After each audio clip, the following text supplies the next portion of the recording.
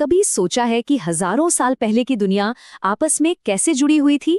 ये कहानी सिर्फ व्यापार के रास्तों की नहीं है, बल्कि ये उन अदृश्य नसों की कहानी है जो पूरी दुनिया में फैली थी।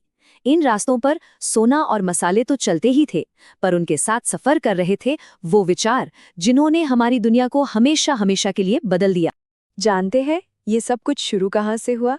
एक बहुत ही छोटी सी चीज से, काली मिर्च का एक दाना।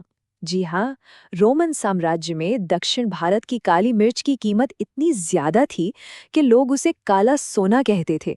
और इसी काले सोने की चाहत में व्यापारी समंदर और रेगिस्तान पार करके भारत आते थे। इसका सबूत चाहिए? दक्षिण भारत में मिले हजारों रोमन सोने के सिक्के, जो उस जबरदस्त व्यापार की कहानी आज भी सुनाते हैं। जैसे ही व्यापारियों ने मानसूनी हवाओं का राज जान लिया, समुद्री यात्राएं बहुत तेज हो गईं और इसी वजह से पुहार जैसे बंदरगाह दुनिया भर के व्यापार के बड़े अड्डे बन गए। एक पुरानी तमिल कविता में बताया गया है कि कैसे यहाँ जहाजों से तेज तर्रार घोड़े आते थे, गाड़ियों में काली मिर्च के बोरे, हिमालय से लाए गए रत्न और सोना, और दूर समंदर से मूंगा आता था। सच पूछिए तो ये एक ऐसी जगह थी जहाँ पूरी दुनिया आकर मिलती थी। अच्छा, अब समुद्र से जमीन की ओर चलते हैं। बात करते हैं उस सुनहरी नस की जिसे हम सब सिल्क रूट यानी रेशम मार्ग के नाम से जानते हैं। चीन ने हजारों सालों तक रेशम बनाने का तरीका दुनिया से छुपा कर रखा। यही कीमती कपड़ा घोड़ों और ऊंटों पर लादकर पश्चिम की तरफ भेजा जाता था, और इसी एक चीज ने चीन को सीधे रोमन साम्राज्य से जोड़ दिया, एक ऐसा नेटवर्क बनाया जो इतिहास में अमर हो गया। तो ये तो साफ है कि व्यापार हो रहा था और खूब हो रहा था, पर सवाल ये है कि इसका असली फायदा किसे मिल रहा था। यहीं से कहानी एक नया मोड़ लेती है, जहां जमीन पर कब्जा करने से ज्यादा बड़ी ताकत बन गई थी इन व्यापारिक रास्तों पर अपना कंट्रोल रखना। इसका एक बेहतरीन उदाहरण हमें दक्षिण भारत में मिलता है। यहाँ ताकत जमीन से नहीं, बल्कि व्यापार के फ्लो को कंट्रोल करने से आती थी। मूवेंदार यानी चोल, चेर और पांड्य वंश के 3 शासक नदी घाटियों और समुद्री किनारों पर अपना दबदबा रखकर बहुत शक्तिशाली बन गए। उनकी कमाई टैक्स से नहीं, बल्कि व्यापारियों से मिलने वाले तोहफों और नजराने से होती थी। और बिल्कुल यही तरीका हमें बहुत दूर उत्तर में भी देखने को मिलता है। कुषाण शासकों ने मध्य एशिया और उत्तर पश्चिम भारत पर राज करते हुए सिल्क रूट के बहुत बड़े हिस्से पर कब्जा कर लिया था। पेशावर और मथुरा जैसे अपने पावर सेंटर्स से वो व्यापारियों से टैक्स और तोहफे वसूलते थे, और बदले में क्या देते थे? लुटेरों से सुरक्षा, जिससे ये खतरनाक सफर थोड़ा आसान हो जाता था। और उनकी ये रणनीति कितनी कामयाब थी, इसका सबूत देखिए। कुषाणों ने सोने के सिक्के जारी किए। ये सिर्फ अपनी अमीरी दिखाने के लिए नहीं था, ये एक बहुत बड़ा स्ट्रेटेजिक मूव था। ये सिक्के सिल्क रूट पर एक भरोसेमंद इंटरनेशनल करेंसी बन गए, और इस तरह कुषाणों ने अपने अधिकार की मोहर सीधे व्यापार के दिल पर लगा दी। लेकिन अब आते हैं इस कहानी के सबसे दिलचस्प और सबसे अहम हिस्से पर।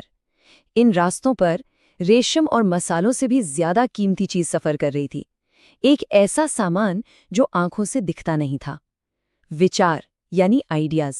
जो रास्ते मुनाफे के लिए बनाए गए थे, वो बहुत जल्द एक नए तरह का माल ढोने लगे।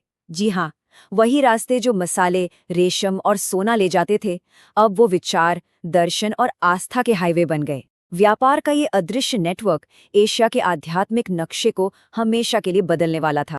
इसका सबसे बड़ा उदाहरण है महायान बौद्ध धर्म का विकास, जो कुषाण शासक कनिष्क के समय में हुआ। यहाँ एक तरह की कलात्मक क्रांति हुई। सदियों से बुद्ध को सिर्फ संकेतों से दिखाया जाता था, जैसे पीपल का पेड़ या उनके पैरों के निशान। लेकिन अब इतिहास में पहली बार कलाकारों ने खुद बुद्ध की मूर्तियां बनाना शुरू कर दिया। बुद्ध को इंसानी रूप में दिखाने का ये नया विचार कुषाण साम्राज्य और सिल्क रूट के बड़े सेंटर्स में खूब फला फूला। मथुरा और तक्षशिला जैसे कला के केंद्रों ने तो अपने अपने खास स्टाइल भी बना लिए, और फिर ये मूर्तियां व्यापारियों और तीर्थयात्रियों के साथ साथ सफर करने लगी, और बौद्ध धर्म का ये नया नजरिया पूरे महाद्वीप में फैल गया। एक और बहुत ही महत्वपूर्ण विचार जो इन नेटवर्कों पर फैला, वो था बोधिसत्व का कॉन्सेप्ट। ये वो लोग थे जिन्हें ज्ञान तो मिल चुका था, लेकिन उन्होंने दुनिया में रहकर दूसरों को सिखाने और उनकी मदद करने का रास्ता चुना, बिना किसी स्वार्थ के। सेवा का ये आदर्श उस आपस में जुड़ती हुई दुनिया के लिए बिल्कुल परफेक्ट था, और व्यापार मार्गों के जरिए तेजी से पूरे एशिया में फैल गया। तो सवाल ये उठता है कि विचारों का ये लेन देन आखिर होता कहाँ था? ये होता था उन जगहों पर जहां व्यापार और चिंतन का संगम होता था, आस्था के वो पड़ाव जो इन व्यापारिक रास्तों पर ही बनाए गए थे। व्यापार और धर्म के बीच का ये रिश्ता बहुत गहरा था। पहाड़ियों को काटकर दर्जनों गुफाएं बनाई गई जो बौद्ध भिक्षुओं के लिए मठ बन गईं। ये मठ अक्सर ऐसी जगहों पर होते थे जहां से होकर तटीय बंदरगाहों को जोड़ने वाली सड़कें गुजरती थीं। राजा, रानी और अमीर व्यापारी इन मठों को बनाने के लिए पैसा देते थे और यहीं पर व्यापारी अपनी लंबी यात्रा के दौरान आकर रुकते थे। लेकिन इन रास्तों पर सिर्फ सौदागर ही नहीं थे, उनके साथ साथ तीर्थयात्री भी सफर करते थे। इनमें सबसे मशहूर थे चीन से आने वाले बौद्ध तीर्थयात्री, जैसे फाशियान और ह्यूएनत्सांग। वो यहाँ मुनाफे के लिए नहीं आए थे, बल्कि ज्ञान की तलाश में आए थे, ताकि पवित्र किताबें अपने साथ चीन वापस ले जा सकें। उनका ये सफ़र खतरों से भरा होता था। एक किस्सा है जो बताता है कि ये ज्ञान उनके लिए कितना कीमती था। एक बार समुद्री तूफान के दौरान जब जहाज डूबने वाला था, तो व्यापारियों ने वजन हल्का करने के लिए अपना माल फेंकना शुरू कर दिया। फाशियान ने भी अपना थोड़ा बहुत निजी सामान फेंक दिया, लेकिन अपनी किताबों और बुद्ध की मूर्तियों को सीने से लगाए रखा। वो जिस ज्ञान की तलाश में थे, वो उनकी जान से भी ज्यादा कीमती था। और इन नेटवर्कों ने सिर्फ बौद्ध धर्म को ही नहीं फैलाया, एक और शक्तिशाली विचार भी इन्हीं रास्तों से आगे बढ़ा, भक्ति। ये एक नया नजरिया था जिसमें किसी एक देवता जैसे शिव या विष्णु के प्रति सीधी भक्ति पर जोर दिया गया। ये रास्ता अमीर, गरीब, पुरुष, महिला सबके लिए खुला था। इसमें बड़े बड़े यज्ञों और कर्मकांडों के बजाय सच्चे दिल को अहमियत दी गई।